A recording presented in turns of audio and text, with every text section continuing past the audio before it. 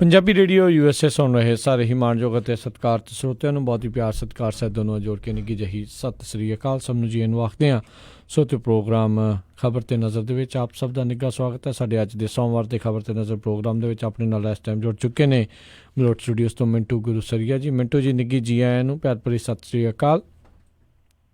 ਸ਼ੁਕਰੀਆ ਜੀ ਸਾਰਿਆਂ ਨੂੰ। ਸਤਿ ਸ਼੍ਰੀ ਅਕਾਲ ਜੀ। ਸਾਡੇ ਅੱਜ ਦੇ ਪ੍ਰੋਗਰਾਮ ਖਬਰ ਤੇ ਨਜ਼ਰ ਨੂੰ ਸਪਾਂਸਰ ਕਰਦੇ ਨੇ ਖਾਲਸਾ ਇੰਸ਼ੋਰੈਂਸ ਏਜੰਸੀ ਵਾਲੇ, ਜਿਨ੍ਹਾਂ ਦੇ ਕੋਲੋਂ ਤੁਸੀਂ ਹਰ ਇੱਕ ਤਰੀਕੇ ਦੀ ਇੰਸ਼ੋਰੈਂਸ ਕਰਵਾ ਸਕਦੇ ਹੋ। ਇੰਸ਼ੋਰੈਂਸ ਬਾਰੇ ਪਤਾ ਕਰਨ ਲਈ ਕਾਲ 408-272-2500 ਦੇ ਉੱਤੇ। ਇਸ ਦੇ ਨਾਲ Krishan Tanota university, Jaspal Singh Sacramento GN tyre and lube ਵਾਲੇ, ਜਿਨ੍ਹਾਂ ਕੋਲ ਤੁਸੀਂ truck wash, oil change, air brake ਦਾ ਕੰਮ ਕਰਵਾ ਸਕਦੇ ਹੋ। ਨਵੇਂ ਪੁਰਾਣੇ ਟਾਇਰ ਖਰੀਦ ਸਕਦੇ ਹੋ। ਸੈਂਟਾਨੈਲਾ ਮਡੇਰਾ ਦੇ ਵਿੱਚ ਲੋਕੇਸ਼ਨਸ ਨੇ। ਕਾਲ ਨਿੰਮਾ ਸਹੋਤਾ 209-277-0113। ਨਾਲ ਹੀ ਸ਼ਿਕਾਗੋ ਪੀਜ਼ਾ ਵਿਦ ਟਵਿਸਟ, ਜਿਨ੍ਹਾਂ ਕੋਲ ਹਰ ਤਰ੍ਹਾਂ ਦਾ ਤੁਸੀਂ veg, non veg, Indian style pizza order ਕਰ ਸਕਦੇ ਹੋ। ਪੀਜ਼ਾ ਆਰਡਰ ਕਰਨ ਦੇ ਲਈ ਇਹਨਾਂ ਦੀ ਲੋਕੇਸ਼ਨਸ ਦੀ ਜਾਣਕਾਰੀ ਲਈ ਵੈਬਸਾਈਟ ਵਿਜ਼ਿਟ ਕਰੋ chicagopizzatwist.com। 15% ਡਿਸਕਾਊਂਟ ਦੇ ਲਈ ਕੂਪਨ ਕੋਡ 1313 ਦਾ ਇਸਤੇਮਾਲ ਕਰ ਸਕਦੇ ਹੋ। ਨਾਲ ਹੀ west coast truck driving school Fresno ਵਾਲੇ, ਜਿਹੜੇ ਕਿ ਤੁਹਾਨੂੰ ਟਰੱਕ ਦਾ ਲਾਇਸੈਂਸ ਲੈ ਕੇ ਦਿੰਦੇ ਨੇ। ਬਹੁਤ ਹੀ ਵਧੀਆ ਤਰੀਕੇ ਦੇ ਨਾਲ ਤੁਹਾਨੂੰ ਸਿਖਲਾਈ ਦਿੰਦੇ ਨੇ। ਹੋਰ ਜਾਣਕਾਰੀ ਲਈ ਕਾਲ ਫ੍ਰਾਂਸਿਸਕੋ ਰਵੇਰਾ 559-800-0590 ਜਾਂ ਅਜੀਤ ਅਟਵਾਲ 559-374-4541। ਇਹਨਾਂ ਸਾਰਿਆਂ ਦਾ ਬਹੁਤ ਬਹੁਤ ਧੰਨਵਾਦ। ਜੇਕਰ ਤੁਸੀਂ ਜਾਂ ਕੋਈ ਹੋਰ ਕਾਰੋਬਾਰ ਇਸ ਪ੍ਰੋਗਰਾਮ ਨੂੰ ਸਪਾਂਸਰ ਕਰਨਾ ਚਾਹੁੰਦੇ ਹੋ, ਸੰਪਰਕ ਕਰੋ 408-722-7698 ਦੇ ਉੱਤੇ। ਮਿੰਟੂ ਜੀ, ਗੱਲਬਾਤ ਦਾ ਸਿਲਸਿਲਾ ਸ਼ੁਰੂ ਕਰਦੇ। ਕਹਿੰਦੇ ਸੁਹਾਰਬੁਦੀਨ ਕੇਸ ਦੇ ਵਿੱਚ ਇੱਕ ਅਹਿਮ ਗਵਾਹੀ ਨੇ ਕੀਤਾ ਸਭ ਨੂੰ ਹੈਰਾਨ। ਦੇਖੋ, ਸੋਹਰਾਬੁਦੀਨ ਸ਼ੇਖ ਉਹੀ ਵਿਅਕਤੀ ਸੀਗਾ, ਦਾਵਾ ਕੀਤਾ ਗਿਆ ਸੀਗਾ ਜਿਹਦੇ ਬਾਰੇ ਕਿ ਇਹਨੂੰ ਐਨਕਾਊਂਟਰ ਦੇ ਵਿੱਚ ਉਸ ਵੇਲੇ ਮਾਰਿਆ ਗਿਆ ਜਦੋਂ ਇਹ ਨਰਿੰਦਰ ਮੋਦੀ ਨੂੰ ਮਾਰਨ ਲਈ ਗੁਜਰਾਤ ਦੇ ਵਿੱਚ ਜਾ ਰਿਹਾ ਸੀਗਾ। ਤੇ ਉਸ ਤੋਂ ਬਾਅਦ ਫਿਰ ਇਹਦੀ ਜਿਹੜੀ ਇੱਕ ਵਾਈਫ ਸੀਗੀ ਕੌਸਰ ਵੀ ਤੇ ਤੁਲਸੀ ਪ੍ਰਜਾਪਤੀ, ਉਹਨਾਂ ਨੂੰ ਵੀ ਮਾਰਿਆ ਗਿਆ ਸੀਗਾ। ਯਾਨੀ ਉਸ ਤੋਂ ਬਾਅਦ ਪੂਰੇ ਮੁਲਕ ਦੇ ਵਿੱਚ ਇਹ ਐਨਕਾਊਂਟਰ ਹੈ ਜਿਹੜਾ ਉਹ ਅੱਜ ਵੀ ਇੱਕ ਬੁਝਾਰਤ ਆ, ਇੱਕ ਵਿਵਾਦ ਆ। ਤਾਂ ਹੁਣ ਇਸ ਮਾਮਲੇ ਦੇ ਵਿੱਚ ਜਿਹੜੀ ਇੱਕ CBI ਦੀ ਸਪੈਸ਼ਲ ਕੋਰਟ ਦੇ ਵਿੱਚ ਗਵਾਹੀ ਹੋਈ ਆ, ਉਹਨੇ ਸਾਰਿਆਂ ਦੇ ਕੰਨ ਖੜੇ ਕਰ ਦਿੱਤੇ ਆ। ਕੰਨ ਖੜੇ ਇਉਂ ਕਰ ਦਿੱਤੇ ਆ ਕਿ ਉੱਥੇ ਇੱਕ ਗਵਾਹ ਨੇ ਜਾ ਕੇ ਜਿਹੜੀ ਗਵਾਹੀ ਦਿੱਤੀ ਆ, ਉਹਦੇ ਵਿੱਚ ਉਹਨੇ ਦਾਅਵਾ ਕੀਤਾ ਕਿ ਅਸਲ ਦੇ ਵਿੱਚ ਸੋਹਰਾਬੁਦੀਨ ਨੇ ਹੀ ਹਿਰਨ ਪਾਂਡਿਆ ਦੀ ਹੱਤਿਆ ਕੀਤੀ ਸੀ। ਹਿਰਨ ਪਾਂਡਿਆ ਕੌਣ ਸੀਗਾ? ਹਿਰਨ ਪਾਂਡਿਆ ਸੀਗਾ ਗੁਜਰਾਤ ਦਾ ਇੱਕ ਮੰਤਰੀ। ਤਾਂ ਉਹ ਜਿਹੜਾ ਮੰਤਰੀ ਸੀਗਾ ਉਹਨੂੰ ਮਾਰਿਆ ਸੀਗਾ ਸੋਹਰਾਬੁਦੀਨ ਨੇ, ਐਸਾ ਇੱਕ ਗਵਾਹ ਦਾ ਕਹਿਣਾ ਆ। ਤਾਂ ਤੁਸੀਂ ਆਪ ਹੀ ਹਿਸਾਬ ਕਿਤਾਬ ਲਾ ਲਓ ਕਿ ਹੁਣ ਇਹ ਮਾਮਲਾ ਕਿੱਧਰ ਜਾਂਦਾ, ਕਿਉਂਕਿ ਉਹਨੇ ਅਗਲੀ ਜਿਹੜੀ ਗੱਲ ਕਹੀ ਆ ਉਹ ਇੱਥੋਂ ਵੀ ਹੈਰਾਨੀਜਨਕ ਕਿਹਾ। ਉਹ ਕਹਿੰਦਾ ਕਿ ਅਸਲ ਦੇ ਵਿੱਚ ਹਿਰਨ ਪਾਂਡਿਆ ਨੂੰ ਉਸ ਸਮੇਂ ਦੇ DGP ਵਣਜਾਰਾ ਨੇ ਸੁਪਾਰੀ ਦੇ ਕੇ ਮਰਵਾਇਆ ਸੀਗਾ। ਤਾਂ ਇਹ ਉਹ ਤੋਂ ਵੀ ਵੱਡਾ ਖੁਲਾਸਾ ਆ ਕਿ ਹਿਰਨ ਪਾਂਡਿਆ ਦੀ ਜਿਹੜੀ ਹੱਤਿਆ ਹੋਈ ਆ ਉਹ ਕਰਵਾਈ ਉਸ ਸਮੇਂ ਦੇ IPS ਅਧਿਕਾਰੀ ਦੀ ਵਣਜਾਰਾ ਨੇ ਕਰਕੇ ਦਿੱਤੀ। ਤਾਂ ਇਸ ਮਾਮਲੇ ਦੀ ਜਿਹੜੀ ਅਗਲੀ ਕੜੀ ਆ ਉਹ ਏਦਾਂ ਹੀ ਜੁੜਦੀ ਆ ਕਿ ਉਸ ਸਮੇਂ ਦਾ ਜੇ ਗ੍ਰਹਿ ਮੰਤਰੀ ਦੇਖੋਗੇ ਤਾਂ ਅੱਜ ਦਾ ਉਹ ਅਮਿਤ ਸ਼ਾਹ, ਉਸ ਸਮੇਂ ਦਾ ਜਿਹੜਾ ਮੁੱਖ ਮੰਤਰੀ ਸੀਗਾ ਨਰਿੰਦਰ ਮੋਦੀ ਸੀਗਾ। ਤੇ ਆਪਣੇ ਆਪ ਦੇ ਵਿੱਚ ਇਹ ਗਵਾਹੀ ਹੈ ਜਿਹੜੀ ਉਹ ਹੈਰਾਨ ਕਰਦੀ ਆ ਕਿ ਇੱਕ DGP ਹੈ ਜਿਹੜਾ, ਉਹਦੇ ਤੇ ਦੋਸ਼ ਲਾਇਆ ਗਵਾਹ ਨੇ ਕਿ ਇਸ ਬੰਦੇ ਨੇ ਸੋਹਰਾਬੁਦੀਨ ਤੋਂ ਗੁਜਰਾਤ ਦਾ ਮੰਤਰੀ ਬਣਵਾਇਆ ਸੀ। ਇਹਦਾ ਮਤਲਬ ਇਹ ਆ ਕਿ ਹੋ ਸਕਦਾ ਜੇ ਹੁਣ ਗਵਾਹੀ ਇਸੇ ਨੂੰ ਲੈ ਕੇ ਆਪਾਂ ਅੱਗੇ ਗੱਲ ਤੋਰੀਏ ਤੇ ਲੱਗਦਾ ਇਹੋ ਹੀ ਆ ਕਿ ਫਿਰ ਗਵਾਹ ਇਹੋ ਹੀ ਕਹਿਣਾ ਚਾਹੁੰਦਾ ਕਿ ਉਹਨੇ ਇਹਦੀ ਹੱਤਿਆ ਕੀਤੀ ਸੀ ਮੰਤਰੀ ਦੀ, ਬਾਅਦ ਦੇ ਵਿੱਚ ਰਾਜਦਾਰਾਂ ਨੇ ਉਹਨੂੰ ਚੁੱਪ ਕਰ ਦਿੱਤਾ। ਤੋ ਇਹ ਆਪਣੇ ਆਪ ਦੇ ਵਿੱਚ ਗਵਾਹੀ ਹੈ ਜਿਹੜੀ ਉਹ ਅੱਜ ਚਰਚਾ ਦਾ ਵਿਸ਼ਾ ਬਣੀ ਰਹੀ ਆ। ਕਾਫੀ ਵੱਡੇ ਵੱਡੇ ਅਖਬਾਰਾਂ ਨੇ ਇਹਨੂੰ ਕਵਰ ਵੀ ਕੀਤਾ, ਪਰ ਗੱਲ ਉੱਥੇ ਹੀ ਆ ਜਾ ਕੇ ਮੁੱਕਣੀ ਆ ਜਿੱਥੇ ਆਮ ਤੌਰ ਤੇ ਮੁੱਕਦੀ ਆ ਕਿ ਜਦੋਂ ਤੱਕ ਪਾਵਰ ਇਹਨਾਂ ਦੇ ਹੱਥ ਦੇ ਵਿੱਚ ਹੈ। ਕਿਉਂਕਿ ਜਦੋਂ ਇਹ ਪਾਵਰਲੈਸ ਸਨ ਤੇ ਤੁਹਾਨੂੰ ਯਾਦ ਹੋਣਾ ਕਿ ਅਮਿਤ ਸ਼ਾਹ ਨੂੰ ਤੜੀ ਪਾਰ ਵੀ ਕਰ ਦਿੱਤਾ ਗਿਆ। ਤਾਂ ਜਦ ਤੱਕ ਪਾਵਰ ਹੈ ਤਦ ਤੱਕ ਤੇ ਇਹ ਸਭ ਕੁਛ ਸੁਰੱਖਿਅਤ ਹੈ। ਪਰ ਜੇ ਮੰਨ ਲਓ ਪਾਵਰ ਪਲਟੀ ਖਾ ਜਾਂਦੀ ਹੈ ਤਾਂ ਫਿਰ ਉਸ ਤੋਂ ਬਾਅਦ ਕਲਟੀ ਵੀ ਲੱਗ ਸਕਦੀ ਹੈ। ਉਹ ਦੇਖਦੇ ਆ ਅੱਗੇ 2019 ਦੇ ਵਿੱਚ ਕੀ ਕੁਛ ਹੁੰਦਾ, ਕਿਉਂਕਿ ਉਸ ਤੋਂ ਬਾਅਦ ਹੀ ਇਸ ਕੇਸ ਦੀ ਜਿਹੜੀ ਆ ਰੂਪਰੇਖਾ ਤੈਅ ਹੋ ਗਈ। ਜੀ ਜੀ, ਅਗਲੀ ਜਿਹੜੀ ਗੱਲ ਕਰਦੇ ਹਾਂ ਸ਼੍ਰੀ ਦਰਬਾਰ ਸਾਹਿਬ ਹਮਲੇ ਬਾਰੇ, ਇੱਕ ਡਾਕਟਰ ਨੇ ਅਹਿਮ ਖੁਲਾਸਾ ਕੀਤਾ। ਮਿੰਟੂ ਜੀ। ਹੈਲੋ। हाँ जी मिंटू जी ਤੁਹਾਡੀ ਆਵਾਜ਼ ਟੁੱਟ ਗਈ जी मिंटू जी मेरा अगला सवाल सीगा भी दरबार साहब हमले बारे एक डॉक्टर ने अहम खुलासा किया। देखो इस डॉक्टर ने एक किताब लिखी आ, अपनी सवै जीवनी लिखी आ, ਉਹਦੇ ਵਿੱਚ ਕੁਝ ਗੱਲਾਂ ਜਿਹੜੀਆਂ ਉਹ ਦਰਬਾਰ ਸਾਹਿਬ ਅਟੈਕ ਦੇ ਦੌਰਾਨ ਜੋ ਵਿਅਕਤੀ ਮਾਰੇ ਗਏ ਸਨ ਉਹਨਾਂ ਦੀਆਂ ਲਾਸ਼ਾਂ ਦੇ ਜਿਹੜੇ ਪੋਸਟਮਾਰਟਮ ਹੋਇਆ ਉਹਨਾਂ ਦੇ ਤਾਲੁਕ ਦੇ ਵਿੱਚ, ਉਹਨਾਂ ਦੇ ਸੰਬੰਧ ਦੇ ਵਿੱਚ ਆ। ਤਾਂ ਇਸ ਕਿਤਾਬ ਦਾ ਜਿਹੜਾ ਸਭ ਤੋਂ ਕਹੀਏ ਕਿ ਰੋਚਕ ਘਟਨਾਕ੍ਰਮ ਹੈ ਜਾਂ ਕਹੀਏ ਕਿ ਹਲੂਣਨ ਵਾਲਾ ਕਹਿ ਸਕਦੇ ਹਾਂ ਕਿ ਜੋ ਪਾਰਟ ਆ ਉਹ ਇਹੋ ਹੀ ਆ। ਉਹਨੇ ਦਾਅਵਾ ਕੀਤਾ ਕਿ ਉਸ ਸਮੇਂ ਪਹਿਲਾਂ ਮੈਂ ਕਪੂਰਥਲੇ ਦੇ ਵਿੱਚ ਸੀਗਾ, ਫਿਰ ਅੰਮ੍ਰਿਤਸਰ ਦੇ ਵਿੱਚ ਸੀਗਾ, ਕਿ ਜਦੋਂ ਉੱਥੇ ਲਾਸ਼ਾਂ ਟਰਾਲੀਆਂ ਦੇ ਵਿੱਚ ਲੱਦ ਕੇ ਲਿਆਂਦੀਆਂ ਜਾ ਰਹੀਆਂ ਸੀ ਤੇ ਅਸੀਂ ਦੇਖ ਕੇ ਹੈਰਾਨ ਰਹਿ ਗਏ। ਫਿਰ ਦੂਸਰਾ ਦਾਅਵਾ ਉਹਨੇ ਇਹ ਕੀਤਾ, ਪਹਿਲਾਂ ਤੇ ਇਹ ਹੋ ਗਿਆ ਕਿ ਟਰਾਲੀਆਂ ਦੇ ਵਿੱਚ ਭਰ ਭਰ ਕੇ ਲਾਸ਼ਾਂ ਲਿਆਂਦੀਆਂ ਜਾਂਦੀਆਂ ਸੀ, ਜਾਨੀ ਲਾਸ਼ਾਂ ਦੇ ਉੱਤੇ ਲਾਸ਼ਾਂ ਸੁੱਟ ਕੇ 25-30 ਏਦਾਂ ਟਰਾਲੀਆਂ 'ਚ ਲਾਸ਼ਾਂ ਭਰ ਭਰ ਕੇ ਲਿਆਂਦੀਆਂ ਜਾ ਰਹੀਆਂ ਸੀ। ਫਿਰ ਉਹਨਾਂ ਨੇ ਦੂਸਰਾ ਖੁਲਾਸਾ ਜਿਹੜਾ ਕੀਤਾ ਵਾ ਉਹ ਇਹ ਆ, ਉਹ ਕਹਿੰਦੇ ਆ ਕਿ ਜਦੋਂ ਸੰਤ ਜਰਨੈਲ ਸਿੰਘ ਪਿੰਡਾਂਵਾਲੇ ਦੀ ਦੇਹ ਆਈ ਤੇ ਕਿਸੇ ਵੀ ਡਾਕਟਰ ਨੇ ਪੋਸਟਮਾਰਟਮ ਕਰਨ ਤੋਂ ਇਨਕਾਰ ਕਰ ਦਿੱਤਾ ਤੇ ਇੱਥੋਂ ਤੱਕ ਕਿ ਬਾਹਰੋਂ ਡਾਕਟਰ ਵੀ ਸੱਦੇ ਪਰ ਕਿਸੇ ਨੇ ਪੋਸਟਮਾਰਟਮ ਨਹੀਂ ਕੀਤਾ। ਫਿਰ ਉਸ ਤੋਂ ਬਾਅਦ ਜਿਹੜਾ ਉਸ ਸਮੇਂ ਦਾ ਹੈਲਥ ਵਿਭਾਗ ਦਾ ਡਾਇਰੈਕਟਰ ਸੀਗਾ, ਮਾਮਲਾ ਉਹਦੇ ਕੋਲੇ ਗਿਆ ਤਾਂ ਉਹਨੇ ਇੱਕ ਵਿਸ਼ੇਸ਼ ਨਿਯੁਕਤੀ ਕੀਤੀ। ਉਸ ਤੋਂ ਬਾਅਦ ਪੋਸਟਮਾਰਟਮ ਹੋਇਆ।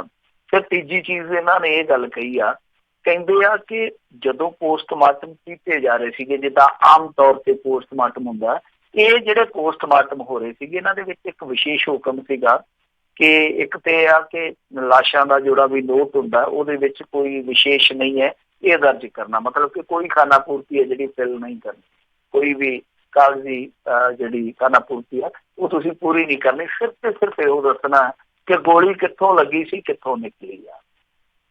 ਫਿਰ ਉਹ ਅੱਗੇ ਕਹਿੰਦੇ ਆ ਕਿ ਲਾਸ਼ਾਂ ਦੇ ਉੱਤੇ ਸਿਰਫ ਟੈਗ ਲੱਗੇ ਸਨ 1 2 3 4 5 6 7 ਯਾਨੀ 1 2 3 4 5 6 7 8 ਨੰਬਰ ਲੱਗੇ ਸੀਗੇ।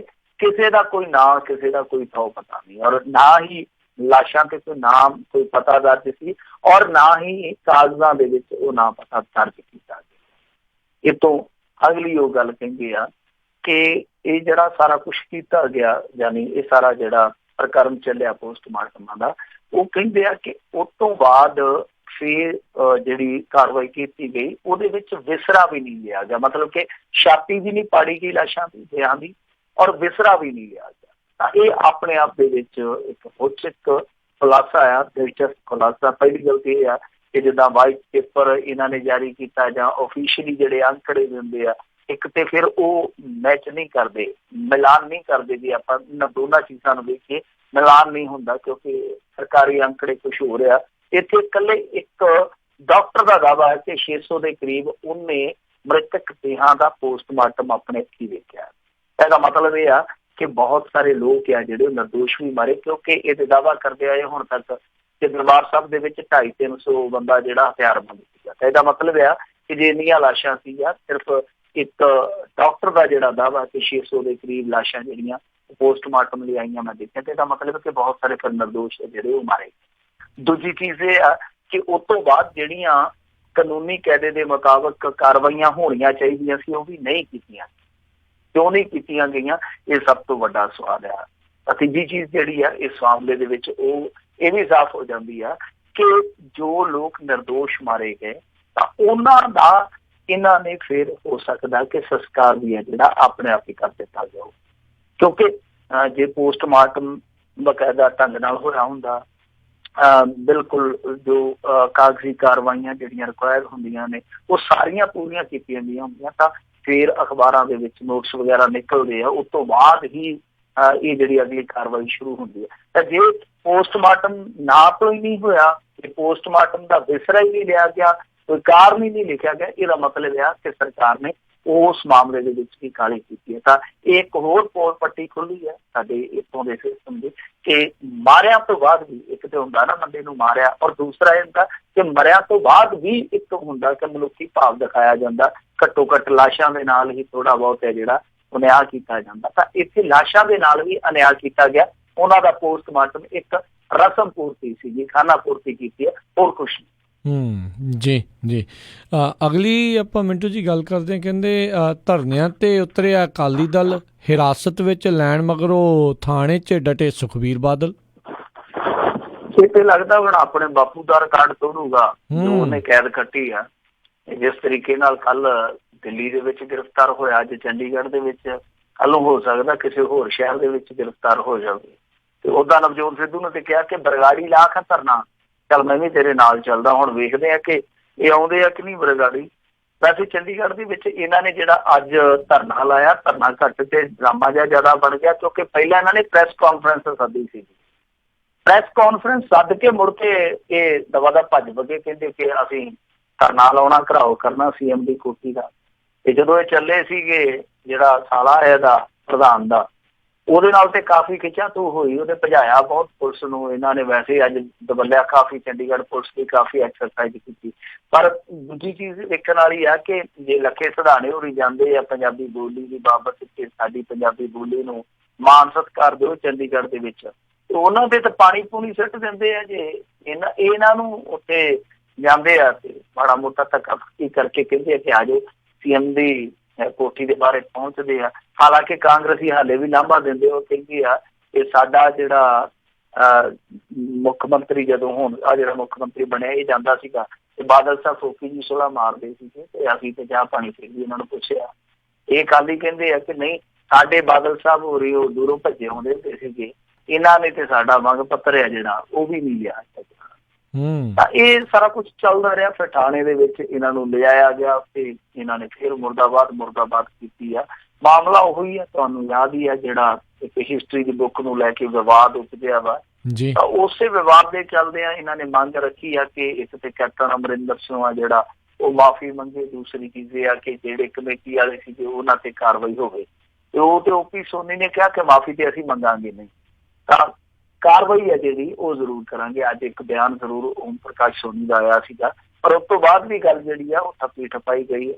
ਤਾਂ ਇਹ ਹੁਣ ਦੇਖਦੇ ਆ ਕਿ ਅੱਗੇ ਜਾ ਕੇ ਹੁਣ ਕਿਸ ਮੁੱਦੇ ਤੇ ਧਰਨਾ ਲਾਉਂਦੇ ਆ, ਕਿਉਂਕਿ ਜਿਹੜੇ ਕਤਲੇਆਮ ਪੀੜਤ ਸੀਗੇ ਉਹਨਾਂ ਦੇ ਹੱਕ 'ਚ ਵੀ ਲਾ ਆਏ ਆ, ਹਿਸਟਰੀ ਵਾਲੀ ਬੁੱਕ ਦੇ ਹਿੱਸੇ ਵੀ ਲਾ ਆਏ ਆ। ਹੁਣ ਅਗਲਾ ਕਿਹੜਾ ਹੋਊਗਾ ਧਰਨਾ ਉਹ ਦੇਖਣਾ ਹੋਊਗਾ। ਉਹਦਾ ਸਵਾਲ ਜਿਹੜੇ ਆ ਉਹ ਇਹਨਾਂ ਤੇ ਵੀ ਬੜੇ ਹੁੰਦੇ ਪਏ। ਬਲਦੇਵ ਸਿੰਘ ਸਰਸਾ ਜਿਹੜਾ ਉਹ ਕਿਤਾਬਾਂ ਦਾ ਪਲੰਦਾ ਚੁੱਕੀ ਬੈਠਾ, ਉਹ ਕਹਿੰਦਾ ਕਿ ਆਹ ਕਿਤਾਬਾਂ ਜਿਹੜੀਆਂ ਸਾਰੀਆਂ ਸ਼੍ਰੋਮਣੀ ਗੁਰਦੁਆਰਾ ਪ੍ਰਬੰਧਕ ਕਮੇਟੀ ਨੇ ਛਾਪੀਆਂ, ਔਰ ਜੋ ਉਹਨਾਂ ਦੇ ਵਿੱਚ ਗੰਦਮੰਦ ਲਿਖਿਆ ਤੇ ਉਹ ਕਹਿੰਦੇ ਆ ਕਿ ਲਿਆਓ ਭਾਈ ਪਹਿਲਾਂ ਇਹਨਾਂ ਦੀ ਸਫਾਈ ਦਿਓ, ਔਰ ਜਿਨ੍ਹਾਂ ਲੋਕਾਂ ਨੇ ਗੁਰੂ ਸਾਹਿਬਾਨ ਪ੍ਰਤੀ ਇਹੋ ਜਿਹੀ ਸ਼ਬਦਾਵਲੀ ਵਰਤੀ ਆ ਜਾਂ ਲਿਖੀ ਆ ਪਹਿਲਾਂ ਉਹਨਾਂ ਤੇ ਕਾਰਵਾਈ ਕਰੋ। ਸੋ ਕੁੱਲ ਮਿਲਾ ਕੇ ਦੇਖੀਏ ਤੇ ਹਾਲ ਦੀ ਘੜੀ ਤੇ ਬੇਸ਼ੱਕ ਇਹ ਕੋਸ਼ਿਸ਼ਾਂ ਜ਼ਰੂਰ ਕਰਦੇ ਪਏ ਕਿ ਕਿਸੇ ਤਰੀਕੇ ਨਾਲ ਇਸ ਸੰਕਟ ਦੇ ਵਿੱਚੋਂ ਅਸੀਂ ਨਿਕਲ ਕੇ ਬਾਹਰ ਆ ਜਾਈਏ, ਪਰ ਪਤਾ ਨਹੀਂ ਕਿਉਂ ਇਹ ਜਿਹੜਾ ਸਾਲਾ ਭਣਵਈਏ ਦੀ ਜੋੜੀ ਆ ਇਹ ਡਿੱਕੇ ਆ ਹੀ ਜਾਂਦੀ ਆ। ਆਮ ਆਦਮੀ ਪਾਰਟੀ ਤਾਂ ਇਹਨਾਂ ਨੂੰ ਫੜ ਲੈਂਦੀ ਆ, ਜਿਹੜੇ ਇਹਨਾਂ ਦੇ ਆਪਣੇ ਬਾਗੀ ਆ ਤਾਂ, ਜੇ ਕਾਂਗਰਸੀ ਤਾਂ, ਜੇ ਸੋਸ਼ਲ ਮੀਡੀਆ ਵਾਲੇ ਤਾਂ ਕਿਸੇ ਵੀ ਪੱਖੋਂ ਕਿਸੇ ਵੀ ਮਾਮਲੇ ਚੋਂ ਇਹ ਹਾਲ ਦੀ ਘੜੀ ਕ੍ਰਾਈਸਿਸ ਤੋਂ ਬਾਹਰ ਨਜ਼ਰ ਨਹੀਂ ਆਉਂਦੇ। ਹਾਂ, ਉਹਦਾ ਮੁੱਦਾ ਜਿਹੜਾ ਹਿਸਟਰੀ ਦੀ ਬੁੱਕ ਦਾ ਮੁੱਦਾ ਬਹੁਤ ਵੱਡਾ ਇਸ਼ੂ ਸੀਗਾ। ਜੇ ਮੰਨ ਲਓ ਆਹੀ ਕੰਮ ਅਕਾਲੀਆਂ ਦੇ ਰਾਹ 'ਚ ਹੋਇਆ ਹੁੰਦਾ ਤੇ ਹੁਣ ਨੂੰ ਕਾਫੀ ਦਹਿੰਗੜ ਹੋ ਜਾਣੀ ਸੀ। ਪਰ ਇਸ ਮੁੱਦੇ ਨੂੰ ਲੋਕ ਇਸ ਕਰਕੇ ਨਹੀਂ ਛੋੜੇ ਕਿਉਂਕਿ ਇਹ ਅਕਾਲੀਆਂ ਨੇ ਮੁੱਦਾ ਚੁੱਕ ਲਿਆ, ਜਦ ਕਿ ਇਹ ਹੈ ਗੰਭੀਰ ਮਸਲਾ, ਗੰਭੀਰ ਆ ਜੀ, ਔਰ ਇਹਦੀ ਜੜ ਤੱਕ ਜਾਣਾ ਲਾਜ਼ਮੀ ਆ। ਕਿ ਹਰ ਵਾਰੀ ਹੁਣ ਦੇਖੋ ਅਪ੍ਰੈਲ ਮਈ ਦੇ ਵਿੱਚ ਪਹਿਲਾਂ ਰੌਲਾ ਪਿਆ ਸੀਗਾ, ਉਸ ਤੋਂ ਬਾਅਦ ਇਹਨਾਂ ਨੇ ਕਮੇਟੀ ਬਿਠਾ ਲਈ, ਫਿਰ ਉਹਦਾ ਰੌਲਾ ਪਿਆ। ਤਾਂ ਇਹਦਾ ਮਤਲਬ ਹੈ ਕਿ ਕਿਤੇ ਨਾ ਕਿਤੇ ਗੜਬੜ ਆ। ਔਰ ਆਪਾਂ ਬਹੁਤ ਲੰਮਾ ਸਮਾਂ ਪਹਿਲਾਂ ਕਿਹਾ ਸੀਗਾ ਕਿ ਸ਼ਾਇਦ ਗੜਬੜ ਇੱਥੇ ਹੁੰਦੀ ਆ ਕਿ ਪਹਿਲਾਂ ਇਹ ਇੰਗਲਿਸ਼ ਦੇ ਵਿੱਚ ਲਿਖਦੇ ਆ, ਉਸ ਤੋਂ ਬਾਅਦ ਉਹ ਲੱਖਾ ਕਰਦੇ ਆ ਪੰਜਾਬੀ 'ਚ। ਬਹੁਤ ਸਾਰੀਆਂ ਚੀਜ਼ਾਂ ਜਿਹੜੀਆਂ ਇੱਥੇ ਗੜਬੜ ਹੋ ਜਾਂਦੀਆਂ। ਇਹਨਾਂ ਨੂੰ ਵੇਖਣਾ ਚਾਹੀਦਾ ਕਿ ਸਮੱਸਿਆ ਕਿੱਥੇ ਆ। ਤਾਂ ਇਹ ਲੋਕ ਆ ਜਿਹੜੇ ਜਾਂ ਚਾਹੇ ਇਹਨਾਂ ਦੇ ਸਿਆਸੀ ਵਿਰੋਧੀ ਆ ਕਾਂਗਰਸੀਆਂ ਦੇ, ਉਹ ਇਸ ਕਰਕੇ ਇਸ ਮੁੱਦੇ 'ਚ ਇੰਟਰਸਟ ਨਹੀਂ ਲੈ ਰਹੇ ਕਿਉਂਕਿ ਅਕਾਲੀਆਂ ਨੇ ਮੁੱਦਾ ਹੈ ਜਿਹੜਾ ਚੁੱਕਿਆ ਹੋਇਆ। ਪਰ ਇਸ ਚੀਜ਼ ਤੋਂ ਹਟ ਕੇ ਜ਼ਰੂਰ ਸੋਚਣਾ ਚਾਹੀਦਾ ਕਿ ਹਿਸਟਰੀ ਦੀ ਬੁੱਕ ਦਾ ਹਰ ਵਾਰ ਰੌਲਾ ਕਿਉਂ ਪੈਂਦਾ। ਜੀ ਜੀ ਜੀ। ਅਗਲੀ ਗੱਲ ਕਰਦੇ, ਕਹਿੰਦੇ ਸ਼ੇਰਗਿੱਲ ਹੋਣਾ ਦਾ ਬਿਆਨ ਆਇਆ ਵੀ ਪੰਜਾਬ ਵਿੱਚ ਅੱਤਵਾਦ ਨੂੰ ਜਿੰਦਾ ਕਰਨ ਦੀਆਂ ਕੋਸ਼ਿਸ਼ਾਂ ਬਾਰੇ ਕੋਈ ਜਾਣਕਾਰੀ ਨਹੀਂ। ਦੇਖੋ, ਇਹ ਤੇ ਆਪਣੇ ਆਪ ਦੇ ਵਿੱਚ ਬੜੀ ਹੈਰਾਨ ਕਰਨ ਵਾਲੀ ਗੱਲ ਸੀਗੀ ਕਿ ਫੌਜ ਦਾ ਜਰਨੈਲ ਕਹਿੰਦਾ ਆ ਕਿ ਅੱਤਵਾਦ ਦੁਬਾਰਾ ਸੁਰਜੀਤ ਕਰਨ ਦਾ ਯਤਨ ਕਰਦੇ ਪਏ ਆ ਕੁਛ ਲੋਕ ਜਿਹੜੇ ਬਾਹਰ ਬੈਠੇ ਆ। ਪਰ ਦੂਸਰੇ ਪਾਸੇ ਜੇ ਅਸੀਂ ਪੰਜਾਬ ਦੇ ਵਿੱਚ ਝਾਤੀ ਮਾਰਦੇ ਹਾਂ ਤੇ ਜਿੰਨਾ ਮਰਜ਼ੀ ਕੋਈ ਬੁੱਧੀਜੀਵੀ ਲੈ ਲਓ, ਚਾਹੇ ਉਹ ਖਾਲਿਸਤਾਨ ਦੀ ਵਿਚਾਰਧਾਰਾ ਨੂੰ ਰੱਦ ਕਿਉਂ ਨਾ ਕਰਦਾ ਹੋਵੇ, ਚਾਹੇ ਉਹ ਪੱਖ ਦੇ ਵਿੱਚ ਕਿਉਂ ਨਾ ਖੜਦਾ ਹੋਵੇ, ਕਿਸੇ ਨੇ ਕਦੇ ਇਹੋ ਜਿਹਾ ਮਾਹੌਲ ਨਹੀਂ ਵੇਖਿਆ ਜਿਹਦੇ ਤੋਂ ਅੰਦਾਜ਼ਾ ਲਾ ਸਕੀਏ ਕਿ ਹਾਂ ਭਾਈ ਇੱਥੇ ਹਾਲਾਤ ਜਿਹੜੇ ਉਹ ਪੈਰੋ ਪੈਰ ਖਰਾਬ ਹੁੰਦੇ ਪਏ ਆ, ਜਾਂ ਇਸ ਤਰ੍ਹਾਂ ਦੀ ਕੋਈ ਸੰਭਾਵਨਾ ਹੈ ਕਿ ਇੱਥੇ ਅਲੈਦਗੀ ਵਾਲਾ ਮਾਹੌਲ ਹੈ ਜਿਹੜਾ ਉਹ ਬਹੁਤ ਜ਼ਿਆਦਾ ਪੱਕ ਜੂਗਾ ਤੇ ਹਾਲਾਤ ਜਿਹੜੇ ਆ ਉਹ ਹਥਿਆਰਬੰਦ ਸੰਘਰਸ਼ ਵੱਲ ਤੁਰ ਪੈਣਗੇ। ਇਹੋ ਜਿਹੀ ਕਿਤੇ ਕੋਈ ਸੰਭਾਵਨਾ ਹੈ ਨਹੀਂ ਗੀ। ਹਾਂ, ਪਿੱਛੇ ਜੇ ਤੁਹਾਨੂੰ ਪਤਾ ਟਾਰਗੇਟ ਕਿਲਿੰਗ ਚੱਲੀ ਸੀ, ਉਹਦੇ ਵਿੱਚ ਬੰਦੇ ਫੜੇ ਗਏ, ਗੱਲ ਖਤਮ ਆ। ਜੱਗੀ ਜੌਹਲ ਹੋਰਾਂ ਦਾ ਟ੍ਰਾਇਲ ਚੱਲਦਾ ਪਿਆ। ਦੂਜੇ ਪਾਸੇ ਬਰਗਾੜੀ ਮੋਰਚਾ ਹੁਣ ਦੇਖੋ ਕਿਉਂ ਲਾਉਣਾ ਪਿਆ, ਉਹਦੇ ਤੇ ਗੱਲ ਨਹੀਂ ਕਰਦਾ। ਉਹਦੀ ਜਰਨੈਲ ਦੱਸੇਗਾ ਉਹ ਕਾਤੋਂ ਲਾਉਣਾ ਪਿਆ, ਸੰਗਤ ਉੱਤੇ ਕਾਤੋਂ ਬੈਠੀ ਆ। ਔਰ ਦੂਜੀ ਗੱਲ ਇਹ ਆ ਕਿ ਬਰਗਾੜੀ ਮੋਰਚੇ ਵਾਲੇ ਤੇ ਖੁਦ ਗਵਰਨਰ ਨੂੰ ਜਾ ਕੇ ਮੰਗ ਪੱਤਰ ਦਿੰਦੇ ਪਏ ਆ ਕਿ ਤੁਸੀਂ ਆਓ, ਦੇਖੋ ਆ ਕੇ ਸਾਡਾ ਹਿਸਾਬ ਕਿਤਾਬ, ਜੇ ਕੋਈ ਅਸੀਂ ਗਲਤ ਕੰਮ ਕਰਦੇ ਹਾਂ ਤੇ ਆ ਕੇ ਤੁਸੀਂ ਨਿਬੇੜ ਲਓ। ਤਾਂ ਇਹ ਬਰਗਾੜੀ ਵਾਲਾ ਮੋਰਚਾ ਜਿਹੜਾ ਅੱਖ ਦੇ ਵਿੱਚ ਰੜਕਿਆ, ਉਹ ਤੋਂ ਫੌਜੀ ਜਰਨੈਲ ਦਾ ਇਹ ਬਿਆਨ ਦੇ ਦੇਣਾ ਆਪਣੇ ਆਪ ਦੇ ਵਿੱਚ ਬਹੁਤ ਸਾਰੇ ਸਵਾਲ ਖੜੇ ਕਰਦਾ। ਔਰ ਮੈਂ ਅੱਗੇ ਵੀ ਗੱਲ ਕਹੀ ਸੀਗੀ ਕਿ ਬਹੁਤ ਮੌਕਿਆਂ ਤੇ ਫੌਜੀ ਜਰਨੈਲ ਆ ਜਿਹੜਾ ਉਹ ਗੱਲਾਂ ਇਸ ਤਰ੍ਹਾਂ ਦੀਆਂ ਕਰ ਜਾਂਦਾ ਜਿਵੇਂ ਕੋਈ ਸੰਘ ਦਾ ਜਾਂ ਭਾਰਤੀ ਜਨਤਾ ਪਾਰਟੀ ਦਾ ਤਰਜਮਾਨ ਬੋਲਦਾ ਪਿਆ ਹੋਵੇ। ਇਹ ਪਹਿਲਾ ਮੌਕਾ ਨਹੀਂ, ਕਈ ਮੌਕਿਆਂ ਤੇ ਇਸ ਤਰ੍ਹਾਂ ਦੀਆਂ ਗੱਲਾਂ ਕਰ ਜਾਂਦਾ ਜਰਨੈਲ। ਤਾਂ ਦੂਜੀ ਚੀਜ਼ ਹੋ ਰਿਹਾ ਕਿ ਵਿਰੋਧਾਭਾਸ ਦੇਖੋ, ਹੁਣ ਇਹ ਜਿਹੜਾ ਕੈਪਟਨ ਅਮਰਿੰਦਰ ਸਿੰਘ ਦਾ ਸਲਾਹਕਾਰ ਹੈ ਲੈਫਟੀਨੈਂਟ ਜਨਰਲ ਦਾ, ਕਿ ਰਿਟਾਇਰਡ ਹੈ TS ਸ਼ੇਰਗਿੱਲ, ਉਹ ਕਹਿੰਦਾ ਕਿ ਸਾਨੂੰ ਤੇ ਇਹੋ ਜਿਹੀ ਕੋਈ ਜਾਣਕਾਰੀ ਨਹੀਂ ਹੈਗੀ। ਹੁਣ ਇਹ ਕਮਾਲ ਦੀ ਗੱਲ ਹੈ, ਕਮਾਲ ਦਾ ਵਿਰੋਧਾਭਾਸ ਆ ਕਿ ਸੂਬਾ ਸਰਕਾਰ ਜਾਂ ਸੂਬੇ ਦੀ ਜਿਹੜੀ ਇੰਟੈਲੀਜੈਂਸੀ ਆ ਉਹਨੂੰ ਕੋਈ ਇਸ ਬਾਰੇ ਸੂਚਨਾ ਨਹੀਂ ਹੈ, ਉਹਨਾਂ ਦੇ ਕੋਲੇ ਕੋਈ ਅਲਰਟ ਨਹੀਂ ਹੈ। ਹੁਣ ਇਹ ਪਤਾ ਨਹੀਂ ਕਿਸ ਤਰ੍ਹਾਂ ਦਾ ਤਾਲਮੇਲ ਆ ਕਿ ਫੌਜੀ ਜਰਨੈਲ ਨੂੰ ਪਤਾ ਲੱਗ ਗਿਆ ਤੇ ਦੂਸਰਿਆਂ ਨੂੰ ਪਤਾ ਨਹੀਂ ਲੱਗਿਆ, ਜਦਕਿ ਅੱਗੇ ਆਮ ਤੌਰ ਤੇ ਇਹ ਹੁੰਦਾ ਕਿ ਜੇ ਮੰਨ ਲਓ ਕੋਈ ਖੁਫੀਆ ਏਜੰਸੀਆਂ ਕੋਲੇ ਇਸ ਤਰ੍ਹਾਂ ਦੀ ਇਨਪੁਟ ਹੁੰਦੀ ਆ ਕਿ ਕੋਈ ਗੜਬੜੀ ਹੋ ਸਕਦੀ ਹੈ ਅੱਗੇ, ਤਾਂ ਉਹ ਸੂਬੇ ਨੂੰ ਚੇਤਾਉਂਦੇ ਆ ਕਿ ਹਾਂ ਭਾਈ ਇਹੋ ਜਿਹੀ ਇਨਪੁਟ ਹੈ, ਤੁਸੀਂ ਸੰਭਲੋ। ਤਾਂ ਇੱਥੇ ਸਿੱਧਾ ਇੱਕ ਬਿਆਨ ਆ ਜਾਣਾ, ਇਹ ਆਪਣੇ ਆਪ ਦੇ ਵਿੱਚ ਬਹੁਤ ਹੈਰਾਨ ਜਿਹਾ ਕਰਦਾ। ਜੀ ਬਿਲਕੁਲ। ਅਗਲੀ ਜਿਹੜੀ ਆਪਾਂ ਗੱਲ ਕਰਦੇ ਹਾਂ, ਕਹਿੰਦੇ ਮੇਜਰ ਜਨਰਲ ਸੁਰੇਸ਼ ਖਜੂਰੀਆ ਨੇ ਆਮ ਆਦਮੀ ਪਾਰਟੀ ਤੋਂ ਦਿੱਤਾ ਅਸਤੀਫਾ, ਖਹਿਰਾ ਤੇ ਸੰਧੂ ਦਾ ਵੱਡਾ ਐਲਾਨ। ਦੇਖੋ ਇਹ ਸੁਰੇਸ਼ ਖਜੂਰੀਆ ਸਾਹਿਬ ਉਹੀ ਆ ਮੇਰੇ ਖਿਆਲ ਦੇ ਨਾਲ ਜਿਹੜੇ ਗੁਰਦਾਸਪੁਰ ਤੋਂ ਇਲੈਕਸ਼ਨ ਲੜੇ ਸੀਗੇ, ਜਿਮਨੀ ਚੋਣ ਲੜੀ ਸੀਗੀ ਜਿਨ੍ਹਾਂ ਨੇ। ਇਹ ਅੰਦਰੂਨੀ ਕਲੇਸ਼ ਇਹਨਾਂ ਨੇ ਵੀ ਵੇਖਿਆ ਹੋਣਾ ਕਿ ਪਤਾ ਤੇ ਉਦੋਂ ਵੀ ਨਹੀਂ ਪਿਆ ਤੇ ਬਾਅਦ ਦੇ ਵਿੱਚ ਵੀ ਹੁਣ ਜਿਹੜਾ ਇਸ ਸਮੇਂ ਮੌਸਮ ਹੈ ਉੱਤੇ ਲਾਜਿਆ ਹੀ ਹੈ, ਗੱਲ ਨਹੀਂ ਬਣਦੀ ਤਾਂ ਫਿਰ ਉਹਨਾਂ ਨੇ ਦੇਖਿਆ ਕਿ ਚਲੋ ਭਾਈ ਇਸ ਨਗਰੀ ਤੋਂ ਅੱਗੇ ਚੱਲਦੇ ਆ, ਸ਼ਾਇਦ ਕਿਤੇ ਕੋਈ ਹੋਰ ਟਿਕਾਣਾ ਬਣ ਜਾਵੇ। ਤਾਂ ਉਹ ਚਲੇ ਗਏ ਆ, ਪਾਰਟੀ ਛੱਡ ਦਿੱਤੀ ਆ। ਔਰ ਸਚਦੇਵਾ ਨੇ ਪਹਿਲਾਂ ਛੱਡ ਦਿੱਤੀ ਹੈ, ਜਿਹੜਾ ਦੁਆਬੇ ਦਾ ਕਾਫੀ ਵੱਡਾ ਲੀਡਰ ਸੀਗਾ ਇਹਨਾਂ ਦਾ, ਉਹਨੇ ਵੀ ਪਾਰਟੀ ਛੱਡ ਦਿੱਤੀ ਹੈ ਕੁਝ ਦਿਨ ਪਹਿਲਾਂ। ਇੱਕ ਹੋਰ ਸੱਜਣ ਹੈ ਜਿਹੜਾ ਉਹ ਉੱਥੇ ਹਰੀਕੇ ਦੇ ਵਿੱਚ ਜਿਹੜਾ ਸੰਗਮ ਬਣਦਾ ਸਤਲੁਜ ਬਿਆਸ, ਉੱਥੇ ਖੜ ਕੇ ਇੱਕ ਦਿਨ ਪਾਰਟੀ ਛੱਡਣ ਡਿਆ ਸੀਗਾ। ਕਹਿੰਦਾ ਰਿਟਾਇਰਮੈਂਟ ਤੋਂ ਬਾਅਦ ਸੋਚਿਆ ਸੀਗਾ ਕਿ ਕੁਛ ਚੰਗਾ ਕਰਾਂਗੇ, ਪਰ ਚੰਗਾ ਕਰਨ ਦੀ ਚਾਹ ਦੇ ਵਿੱਚ ਬੜੇ ਚਿੱਕਰ ਚ ਫਸ ਗਏ ਤੇ ਹੁਣ ਇੱਥੇ ਆ ਕੇ ਪਵਿੱਤਰ ਜਗ੍ਹਾ ਤੇ ਆ ਕੇ ਇੱਥੇ ਖੜਾ ਛੱਡਦੇ ਪਏ ਪਾਰਟੀ ਦਾ। ਕੋਈ ਕੁਛ ਕਰੀ ਜਾਂਦਾ, ਕੋਈ ਝੰਡਾ ਸਾੜੀ ਜਾਂਦਾ, ਕੋਈ ਕਹਿੰਦਾ ਕਿ ਪੋਸਟਰ ਲਾ ਕੇ ਮੈਂ ਇੱਥੇ ਹੋਰ ਨਵੇਂ ਪੋਸਟਰ ਲਾਉਣੇ ਆ। ਯਾਨੀ ਝੰਡੇ ਬਦਲ ਰਹੇ ਆ, ਕਿਤੇ ਡੰਡੇ ਬਦਲ ਰਹੇ ਆ। ਮੌਸਮ ਜਿਹੜੇ ਆ ਉਹ ਆਮ ਆਦਮੀ ਪਾਰਟੀ ਲਈ ਖਰਾਬ ਹੀ ਹੈ। ਖੈਰ ਸੁਖਪਾਲ ਖਹਿਰਾ ਤੇ ਕਮਰ ਸੰਧੂ ਜਿਹੜੇ ਮੁਅੱਤਲ ਕੀਤੇ ਗਏ ਸੀਗੇ, ਉਹਨਾਂ ਨੇ ਵੀ ਆਪਣੀ ਪਾਰਟੀ ਨੂੰ ਅਦਾਲਤ ਚ ਖਿੱਚਣ ਦਾ ਕਹਿੰਦੇ ਮਨ ਬਣਾ ਲਿਆ। ਉਹ ਕਹਿੰਦੇ ਅਸੀਂ ਨੋਟਿਸ ਭੇਜਾਂਗੇ, ਕਿਉਂਕਿ ਜਿਸ ਤਰੀਕੇ ਨਾਲ ਸਾਨੂੰ ਇਹਨਾਂ ਨੇ ਮੁਅੱਤਲ ਕੀਤਾ, ਮਤਲਬ ਕਿ ਕੋਈ ਨੋਟਿਸ ਨਹੀਂ ਘੱਲਿਆ, ਕੋਈ ਸਾਡੇ ਤੋਂ ਕਾਰਨ ਨਹੀਂ ਪੁੱਛਿਆ, ਕੋਈ ਸਾਡੀ ਗੱਲ ਨਹੀਂ ਸੁਣੀ, ਕੋਈ ਸਾਡਾ ਪੱਖ ਨਹੀਂ ਰਖਵਾਇਆ। ਸੋ ਇਹ ਜੋ ਇਹਨਾਂ ਦਾ ਇੰਟਰਨਲ ਡੈਮੋਕ੍ਰੈਟਿਕ ਢਾਂਚਾ ਕਹਿੰਦੇ ਕਿ ਉਹਦੇ ਤੋਂ ਹੀ ਵਿਰੋਧ ਕੰਮ ਕੀਤਾ ਗਿਆ। ਤਾਂ ਹੁਣ ਉਹ ਕਹਿੰਦੇ ਕਿ ਅਸੀਂ ਨੋਟਿਸ ਕੱਢਾਂਗੇ, ਇਹਨਾਂ ਤੋਂ ਕਾਰਨ ਜਾਣਾਂਗੇ, ਇਹ ਇਹੋ ਜਿਹਾ ਕਿਉਂ ਕੀਤਾ ਤੁਸੀਂ, ਤੇ ਜੇ ਜ਼ਰੂਰਤ ਪਈ ਤਾਂ ਜਾਵਾਂਗੇ। ਸੋ ਦੂਜੀ ਚੀਜ਼ ਜਿਹੜੀ ਆ ਉਹ ਅੱਜ ਇਹਨਾਂ ਨੇ ਇੱਕ ਐਲਾਨ ਦੇ ਰੂਪ ਦੇ ਵਿੱਚ ਕਰ ਦਿੱਤੀ ਆ ਕਿ ਦਸੰਬਰ ਦੇ ਵਿੱਚ ਇਨਸਾਫ ਮਾਰਚ ਫਿਰ ਜਿਹੜਾ ਉਹ ਕੱਢਿਆ ਜਾਊਗਾ, ਸਰਕਾਰਾਂ ਨੂੰ ਜਗਾਇਆ ਜਾਊਗਾ। तो कहने का मतलब यह है कि इंसाफ मार्च की तैयारी नहीं, सीधे तौर पर असीं कह सकते हैं कि एक वक्री धिर खड़ी करने की पूरी पूरी योजना बनती है। क्योंकि सुखपाल खैरा, कमर संधू होया, चाहे सिमरनजीत मान होया, चाहे होर बहुजन समाज पार्टी वाले हों, डॉक्टर धर्मवीर गांधी हो गए, बैंस ब्रदर्स हों, तो इशारा कर चुके हैं कि आने वाले समय में असीं एक झंडे के थले खड़े नजर आ सकते हैं। तो साफ हो गया ਹੁਣ ਅੱਗੇ ਦੇਖੋ ਕਿ ਕੀ ਨਫੇ ਹੁੰਦੇ ਆ, ਕੀ ਨੁਕਸਾਨ ਹੁੰਦੇ ਆ। ਪਰ ਮੇਰੇ ਖਿਆਲ ਦੇ ਨਾਲ ਜੇ ਇਨਸਾਫ ਮਾਰਚ ਕਰਨਾ ਇਹਨਾਂ ਨੇ, ਫਿਰ ਕੋਈ ਫਰੰਟ ਦੀ ਤਿਆਰੀ, ਅੰਦਰ ਖਾਤੇ ਇਹਨਾਂ ਦੀਆਂ ਸੁਰਾਂ ਰਲਦੀਆਂ ਪਈਆਂ, ਤੇ ਟਾਈਮ ਨਹੀਂ ਗਵਾਉਣਾ ਚਾਹੀਦਾ। ਖੈਰ ਇਹਨੂੰ ਡਿਸੀਜਨ ਲੈਣਾ ਚਾਹੀਦਾ, ਜਾਂ ਤੇ ਪਾਰਟੀ ਬਣਾ ਕੇ ਉਹ ਇੱਕ ਖੇਡ ਜਿਹੜੀ ਆ ਸਿੱਧੀ ਖੇਡ ਦੇਵੇ, ਜਾਂ ਫਿਰ ਦੱਸ ਦੇਵੇ ਕਿ ਅਸੀਂ ਪਾਰਟੀ ਨਹੀਂ ਬਣਾਉਣੀ, ਅਸੀਂ ਵਕਤੀ ਤੌਰ ਤੇ ਫਰੰਟ ਹੈ ਜਿਹੜਾ ਉਹ ਇਕੱਠਾ ਕਰਾਂਗੇ। ਯਾਨੀ ਜੋ ਵੀ ਕਰਨਾ ਇਹਨਾਂ ਨੂੰ ਜਲਦੀ ਕਰਨਾ ਪਊਗਾ। ਸਭ ਤੋਂ ਵੱਡਾ ਟਾਸਕ ਤੇ ਇਹੋ ਹੀ ਆ ਕਿ ਇਹਨਾਂ ਨੂੰ ਫੌਰੀ ਤੌਰ ਤੇ ਫੈਸਲਾ ਲੈਣਾ ਪਊਗਾ ਕਿ ਆਖਰ ਇਹਨਾਂ ਨੇ ਕਰਨਾ ਕੀ ਆ। ਤੇ ਜੇ ਇਸੇ ਤਰ੍ਹਾਂ ਹੀ ਦੁਬਿਧਾ ਚ ਰਹਿ ਕੇ ਕਰਨਾ ਕੀ ਹੋ, ਤੇ ਫਿਰ ਆਂਦੇ ਹੁੰਦੇ ਨਾ ਕਿ ਦੁਬਿਧਾ ਮੇਂ ਦੋਨੋਂ ਗਏ, ਨਾ ਮਾਇਆ ਮਿਲੀ ਨਾ ਰਾਮ। ਇਹ ਜਿਹੜੀ ਦੁਬਿਧਾ ਹੈ ਨਾ, ਇਹ ਸਭ ਤੋਂ ਵੱਡਾ। ਬਾਦਲ ਸਾਹਿਬ ਨੇ ਕਦੀ ਗੱਲ ਦੱਸੀ ਸੀ, ਕਹਿੰਦੇ ਕਿ ਇੱਕ ਵਾਰੀ ਕੈਰੋ ਸਾਹਿਬ ਜਾਂਦੇ ਸੀ ਜੀਪ ਤੇ, ਉਹ ਖਰਗੋਸ਼ ਆ ਗਿਆ ਜੀਪੀਆਂ ਲਾਈਟਾਂ ਦੇ ਅੱਗੇ, ਉਹ ਮਰ ਗਿਆ। ਉਹਨੇ ਸਵਾਲ ਕੀਤਾ ਆਪਣੇ ਜਿਹੜਾ PA ਸੀਗਾ ਉਹਦਾ ਅਸਿਸਟੈਂਟ, ਕਿ ਇਹ ਤੈਨੂੰ ਪਤਾ ਕਦ ਤੋਂ ਮਰਿਆ? ਕਹਿੰਦਾ ਜੀ ਮੈਨੂੰ ਤੈਨੂੰ ਪਤਾ ਸਰਦਾਰ ਸਾਹਿਬ ਕਦ ਤੋਂ ਮਰਿਆ? ਇਹਦਾ ਮਰਿਆ ਇਸ ਕਰਕੇ ਕਿਉਂਕਿ ਇਹ ਦੁਬਿਧਾ ਚ ਪੈ ਗਿਆ ਕਿ ਮੈਂ ਪਿੱਛੇ ਨੂੰ ਮੁੜਾਂ ਕਿ ਅੱਗੇ ਲੰਘਾ ਭਾਜੀ। ਸੋ ਦੁਬਿਧਾ ਮਾੜੀ ਆ, ਸਭ ਤੋਂ ਪਹਿਲਾਂ ਤੇ ਦੁਬਿਧਾ ਹੀ ਦੂਰ ਕਰਨੀ ਪਊਗੀ। ਜੀ ਜੀ ਜੀ।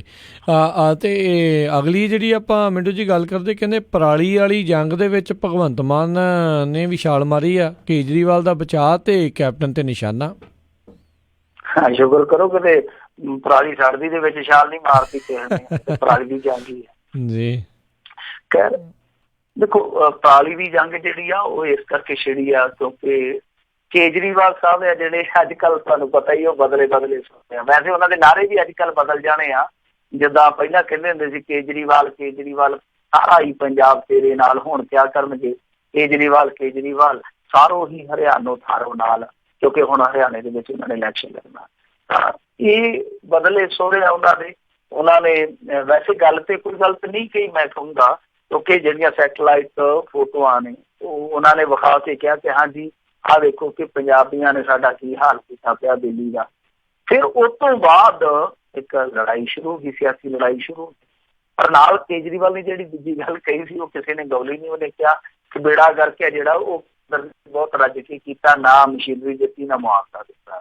ਹਾਲਾਂਕਿ ਅਰਵਿੰਦ ਕੇਜਰੀਵਾਲ ਇਹ ਭੁੱਲਦਾ ਆ ਕਿ ਉਹਦੀ ਆਪਣੀ ਦਿੱਲੀ ਬਾਰੇ ਜਿਹੜੀ ਸਟੱਡੀ ਆਈ ਹੈ ਥੋੜੇ ਦਿਨ ਪਹਿਲਾਂ, ਉਹਨੇ ਇਹ ਸਾਫ਼ ਕਰ ਦਿੱਤਾ ਹੈਗਾ ਕਿ 36% ਇਹਨਾਂ ਦਾ ਆਪਣਾ ਪ੍ਰਦੂਸ਼ਣ ਹੈ, 34% ਹੈ ਜਿਹੜਾ NCR ਦਾ, ਬਾਕੀ 30% ਹੈ ਜਿਹੜਾ ਬਾਹਰੀ ਆ, ਔਰ ਸਿਰਫ 4% ਹੈ ਜਿਹੜਾ ਪਰਾਲੀ ਦਾ। ਤਾਂ ਵਿਗਿਆਨਕ ਕੋਈ ਇਹੋ ਜਿਹਾ ਤਰਕ ਨਹੀਂ ਦੇ ਸਕਿਆ ਕੇਜਰੀਵਾਲ ਜਿਹਦੇ ਤੋਂ ਇਹ ਸਾਫ਼ ਹੋ ਜਾਵੇ ਕਿ ਜਿਹੜਾ ਇਹ ਧੂੰਆਂ ਵਾ, ਹਾਲਾਂਕਿ ਪੱਛੋਂ ਚੱਲਣ ਡਈ ਆ, ਉਹਦੇ ਵਿੱਚ ਧੂੰਆਂ ਨਾ ਤੇ ਪਾਕਿਸਤਾਨ ਨੂੰ ਮਾਰ ਕਰਦਾ ਪਿਆ, ਨਾ ਚੰਡੀਗੜ੍ਹ ਨੂੰ, ਨਾ ਹਰਿਆਣੇ ਨੂੰ, ਨਾ ਹਿਮਾਚਲ ਨੂੰ, ਨਾ ਰਾਜਸਥਾਨ ਨੂੰ, ਸਿਰਫ ਤੇ ਸਿਰਫ ਬਾਈਪਾਸ ਸਾਰਿਆਂ ਨੂੰ ਕਰਕੇ ਦਿੱਲੀ ਨੂੰ ਕਿਉਂ? ਤਾਂ ਇੱਥੇ ਤੇ ਹੀ ਸਵਾਲ ਖੜਾ ਕਰ ਦਿੱਤਾ ਹੈਗਾ ਕੈਪਟਨ ਅਮਰਿੰਦਰ ਸਿੰਘ ਨੇ। ਕਹਿੰਦਾ ਕਦੇ ਕਦੇ ਤੇ ਮੈਨੂੰ ਇਸ ਤਰ੍ਹਾਂ ਲੱਗਦਾ ਕਿ ਇਹ IIT ਦੇ ਵਿੱਚੋਂ ਗ੍ਰੈਜੂਏਟ ਹੈ ਵੀ ਜਾਂ ਨਹੀਂ ਹੈ ਇਹ ਕਰਿਆ ਕਰਦਾ। ਤਾਂ ਉਹਨੇ ਉਹਦੀ ਵਿਦਿਅਕ ਯੋਗਤਾ ਤੇ ਸਵਾਲ ਖੜੇ ਕਰ ਦਿੱਤੇ। ਫਿਰ ਭਗਵੰਤ ਮਾਨ ਤੋਂ ਇਲਾਵਾ ਹੁਣ ਬੋਲਣਾ ਕਿਹਨੇ ਸੀਗਾ? ਜੇ ਤੇ ਖਹਿਰਾ ਹੁੰਦਾ ਫਿਰ ਤੇ ਪ੍ਰੈਸ ਕਾਨਫਰੰਸ ਉਹ ਠੋਕ ਦਿੰਦਾ ਇਹਦੇ ਨਾਮ ਤੇ ਵੀ।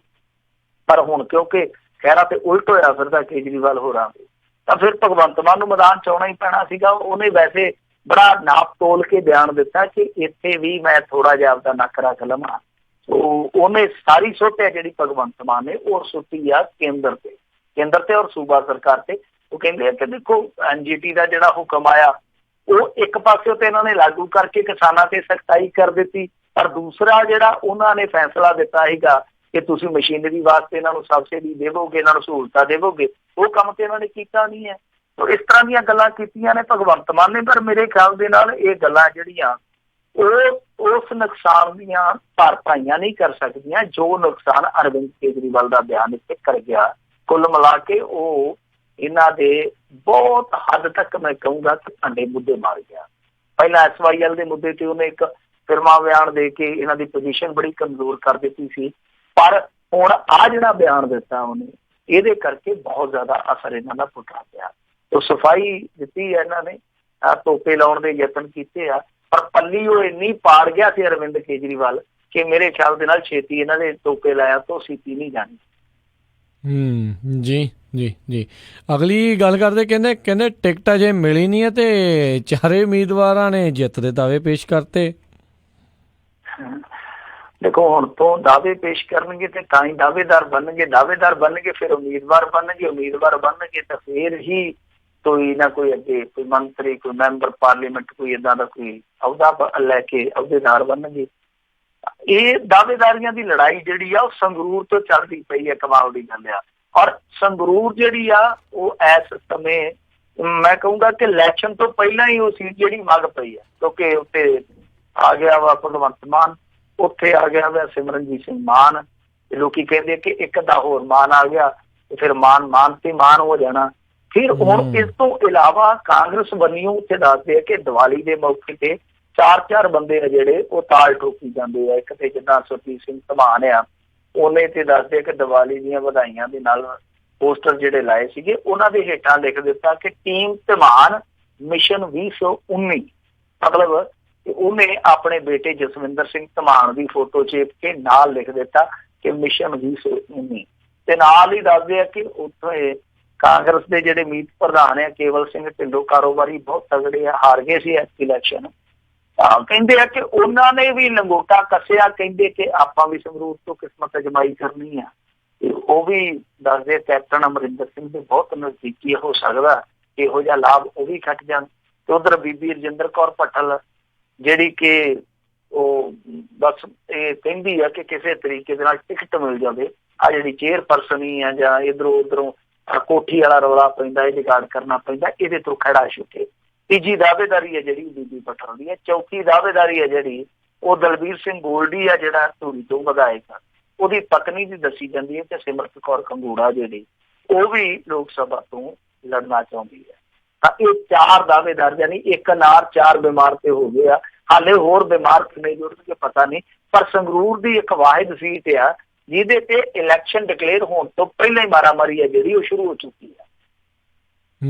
ਜੀ ਜਾਂਦੇ ਗੱਲ ਕਰਦੇ, ਕਹਿੰਦੇ ਉੱਪਲ ਦਾ ਜਿਹੜਾ ਮਾਮਲਾ ਪੀੜਤਾ ਕਾਰਵਾਈ ਤੋਂ ਹੁਣ ਪਿੱਛੇ ਹਟੀ। ਦੇਖੋ ਥੋੜੇ ਦਿਨ ਪਹਿਲਾਂ ਹੀ ਆਪਾਂ ਨੂੰ ਇੱਕ ਕਾਲਰ ਨੇ ਸਵਾਲ ਕੀਤਾ ਸੀਗਾ ਕਿ ਉਹਨਾਂ ਦੇ ਮੁੱਦੇ ਦਾ ਕੀ ਬਣਿਆ ਸੀਗਾ, ਤੇ ਮੈਂ ਜਵਾਬ ਦਿੱਤਾ ਸੀਗਾ ਕਿ ਹੁਣ ਦੇਖੋ ਪੀੜਤਾ ਦੇ ਬਿਆਨ ਨਹੀਂ ਆਉਂਦੇ ਜਿੱਦਾਂ ਅੱਗੇ ਆਉਂਦੇ ਸੀਗੇ। ਮਤਲਬ ਕੋਈ ਨਾ ਕੋਈ ਬਾਈਟ ਆਉਂਦੀ ਸੀਗੀ, ਕੋਈ ਨਾ ਕੋਈ ਲਾਈਵ ਸਟ੍ਰੀਮ ਦੇ ਵਿੱਚ ਉਹ ਬੋਲਦੇ ਸਨ, ਪਰ ਹੁਣ ਨਹੀਂ ਆ ਰਹੇ। ਤਾਂ ਉਹਦਾ ਸਾਰਾ ਜਿਹੜਾ ਸਾਫ਼ ਹੋ ਗਿਆ ਕਿ ਕੀ ਘਟਨਾਕ੍ਰਮ ਵਾਪਰਿਆ ਪਰਦੇ ਦੇ ਪਿੱਛੇ। ਇੱਕ ਚੀਜ਼ ਤੇ ਇਹ ਹੋਈ ਆ ਕਿ ਉਸ ਪੀੜਤਾ ਨੇ ਸਾਫ਼ ਕਹਿ ਦਿੱਤਾ ਕਿ ਰਣਧੀਰ ਸਿੰਘ ਉੱਪਲ ਦੇ ਖਿਲਾਫ ਮੈਂ ਕੋਈ ਕਾਰਵਾਈ ਨਹੀਂ ਕਰਨੀ ਹੈ, ਫਰਦਰ ਕਾਰਵਾਈ ਜਿਹੜੀ ਮੈਂ ਨਹੀਂ ਚਾਹੁੰਦੀ। ਤਾਂ ਦੂਸਰੀ ਜਿਹੜੀ ਗੱਲ ਸੁਣਨ ਨੂੰ ਮਿਲਦੀ ਪਈ ਆ ਉਹ ਇਹ ਆ ਕਿ ਉਸ ਬੀਬੀ ਦੀ ਜਿਹੜੀ ਕੋਠੀ ਸੀ ਜਿੱਥੇ ਉਹ ਆਪਣੇ ਹਸਬੈਂਡ ਦੇ ਨਾਲ ਰਹਿੰਦੀ ਸੀਗੀ, ਉਹ ਕੋਠੀ ਉਹਦੇ ਮਾਂ ਦੇ ਨਾਮ ਸੀਗੀ। ਤੇ ਥੋੜੇ ਦਿਨ ਪਹਿਲਾਂ ਦੱਸਦੇ ਆ ਕਿ ਉਹਨੇ ਇਹਨੂੰ ਜਾਇਦਾਦ ਤੋਂ ਬੇਦਖਲ ਕੀਤਾ ਵਾ। ਜਾਇਦਾਦ ਤੋਂ ਭਾਵੇਂ ਆ ਕਿ ਜੋ ਹਿੱਸੇ 'ਚ ਕੋਠੀ ਆਈ ਉਹਦੇ ਤੋਂ ਉਹਨੇ ਬੇਦਖਲ ਕਰ ਦਿੱਤਾ। ਹੁਣ ਜਦੋਂ ਪਹਿਲੇ ਬਿਆਨ ਆਪਾਂ ਦੇਖੀਏ ਇਸ ਲੜਕੀ ਦੇ ਜੋ ਪੀੜਤਾ, ਉਹਦੇ 'ਚ ਇਹਨੇ ਪਹਿਲਾਂ ਤਾਂ ਵੈਸੇ ਇਹ ਕਿਹਾ ਸੀਗਾ ਕਿ ਛੇੜਛਾੜ ਦਾ ਮਾਮਲਾ, ਪਰ ਬਾਅਦ ਦੇ ਵਿੱਚ ਜਦੋਂ ਪ੍ਰੈਸ ਕਾਨਫਰੰਸ ਹੋਈ ਬੈਂਸ ਬ੍ਰਦਰਸ ਦੇ ਨਾਲ ਤਾਂ ਫਿਰ ਉਸ ਤੋਂ ਬਾਅਦ ਇਹ ਮਾਮਲਾ ਜਿਹੜਾ ਰੇਪ ਦਾ ਦੱਸਿਆ ਗਿਆ। ਤਾਂ ਇਹ ਇੱਕ ਚੀਜ਼ ਜਿਹੜੀ ਮੁੱਢਲੇ ਬਿਆਨਾਂ ਦੇ ਵਿੱਚੋਂ ਸਾਹਮਣੇ ਆਈ ਸੀਗੀ ਕਿ ਉਸ ਅਫਸਰ ਦੇ ਨਾਲ ਇਹਦੀ ਮਾਂ ਦੀ ਵੀ ਜਾਣ ਪਛਾਣ। ਤਾਂ ਕੁਛ ਲੋਕ ਇਹਨਾਂ ਦੋਨਾਂ ਚੀਜ਼ਾਂ ਨੂੰ ਆਪੋ ਵਿੱਚ ਦੀ ਰਿਲੇਟ ਕਰਕੇ ਦੇਖਦੇ ਆ ਕਿ ਸ਼ਾਇਦ ਕੋਠੀ ਦਾ ਜਿਹੜਾ ਬੇਦਖਲ ਹੋਣਾ ਜਾਂ ਉਸ ਤੋਂ ਬਾਅਦ ਫਿਰ ਇਹ ਖਬਰ ਆ ਜਾਣੀ ਕਿ ਪੀੜਤਾ ਨੇ ਇਹ ਅੱਗੇ ਦੀ ਕਾਰਵਾਈ ਆ ਜਿਹੜੀ ਰੁਕਵਾ ਦਿੱਤੀ ਆ। ਤਾਂ ਆਪੋ ਵਿੱਚ ਵੀ ਇਹਨਾਂ ਦਾ ਕੋਈ ਨਾ ਕੋਈ ਲਿੰਕ ਜ਼ਰੂਰ ਹੋ ਸਕਦਾ। ਤਾਂ ਬਹਰਹਾਲ ਕੁਛ ਵੀ ਆ, ਇਹ ਚੀਜ਼ ਜ਼ਰੂਰ ਸਾਫ਼ ਹੋਣੀ ਚਾਹੀਦੀ ਆ ਕਿ ਜੇ ਤੇ ਬੀਬੀ ਆਪਣੇ ਆਪ ਹੀ ਠੀਕ ਕਹਿੰਦੀ ਹੈ ਕਿ ਕਾਰਵਾਈ ਮੈਂ ਨਹੀਂ ਕਰਵਾਉਣੀ ਤੇ ਫਿਰ ਤਾਂ ਕੋਈ ਕੁਛ ਵੀ ਨਹੀਂ ਕਰ ਸਕਦਾ, ਕੋਰਟ ਵੀ ਨਹੀਂ ਕੁਛ ਕਰ ਸਕਦੀ। ਪਰ ਜੇ ਕਿਤੇ ਉਹਨੂੰ ਦਬਾਅ ਦੇ ਹੇਠ ਲਿਆਂਦਾ ਜਾ ਰਿਹਾ ਤਾਂ ਫਿਰ ਮੇਰੇ ਖਿਆਲ ਦੇ ਨਾਲ ਇਹ ਬਹੁਤ ਅੰਨੀ ਮੱਚਣ ਵਾਲੀ ਗੱਲ ਆ, ਕਿਉਂਕਿ ਪਹਿਲਾਂ ਪੁਲਿਸ ਨੇ ਉਸ ਅਫਸਰ ਨੂੰ ਬਚਾਇਆ, ਫਿਰ ਪੁਲਿਸ ਨੇ ਉਸ ਅਫਸਰ ਨੂੰ ਮੌਕਾ ਦਿੱਤਾ ਦਬਾਅ ਪਾਉਣ ਦਾ। ਤੇ ਜੇ ਹੁਣ ਉਹ ਕਾਮਯਾਬ ਹੋ ਜਾਂਦਾ, ਮੰਨ ਲਓ ਏਦਾਂ ਦੀ ਕੋਈ ਕਹਾਣੀ ਨਿਕਲਦੀ ਹੈ ਪਰਦੇ ਦੇ ਅੰਦਰੋਂ, ਤਾਂ ਫਿਰ ਬਹੁਤ ਸ਼ਰਮ ਵਾਲੀ ਗੱਲ ਆ। ਜੀ ਮਿੰਟੂ ਜੀ ਬਹੁਤ ਬਹੁਤ ਤੁਹਾਡਾ ਧੰਨਵਾਦ, ਤੁਸੀਂ ਸਾਡੇ ਨਾਲ ਜੁੜੇ, ਇਹਨਾਂ ਖਬਰਾਂ ਬਾਰੇ ਸਾਨੂੰ ਜਾਣਕਾਰੀ ਦਿੱਤੀਆਂ। ਅਗਲੀ ਵਾਰ ਤੱਕ ਲਈ ਬੜੀ ਮਿਹਰਬਾਨੀ, ਪਿਆਰ ਭਰੀ ਸਤਿ ਸ਼੍ਰੀ ਅਕਾਲ ਜੀ। ਸ਼ੁਕਰੀਆ। ਤੇ ਸਰੋਤਿਓ ਇੱਥੇ ਹੀ ਸਾਡਾ ਅੱਜ ਦਾ ਪ੍ਰੋਗਰਾਮ ਸਮਾਪਤ ਹੈ। ਮਿਲਾਂਗੇ ਅਗਲੀ ਵਾਰ, ਉਦੋਂ ਤੱਕ ਲਈ ਮੇਰੇ ਵੱਲੋਂ ਵੀ ਪਿਆਰ ਭਰੀ ਨਿੱਘੀ ਸਤਿ ਸ਼੍ਰੀ ਅਕਾਲ ਜੀ। ਉਹਦੇ ਵਾਸਤੇ ਰਹੋ, ਹੱਸਦੇ ਖੇਲਦੇ ਰਹੋ, ਸੁਣਦੇ ਰਹੋ ਪੰਜਾਬੀ ਰੇਡੀਓ USA।